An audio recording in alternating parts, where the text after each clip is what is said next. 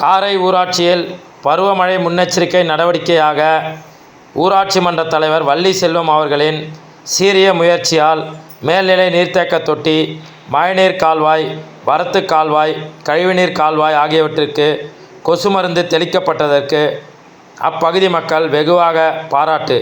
காஞ்சிபுரம் மாவட்டம் வாலாஜாபாத் ஒன்றியத்துக்குட்பட்ட காரை ஊராட்சியில் ஊராட்சி மன்ற தலைவராக வள்ளி செல்வம் அவர்கள் தொடர் மக்கள் பணி ஆற்றி வருகின்றார்.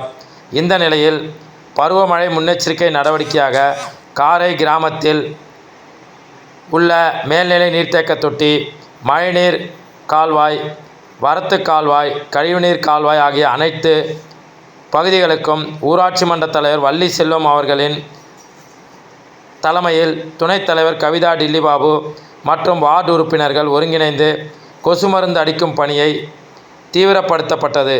மேலும் பருவமழை தொடங்குவதற்கு முன்னர் முன்னெச்சரிக்கை நடவடிக்கையாக காரை ஊராட்சி மன்ற தலைவர் வள்ளி செல்வம் அவர்கள் கொசு மருந்து அடிக்கும் பணியை தீவிரப்படுத்தியதற்கு அப்பகுதி பொதுமக்கள் மற்றும் சமூக ஆர்வலர்கள் தொடர் பாராட்டுகளையும் நன்றிகளையும் தெரிவித்த வண்ணம் உள்ளனர்.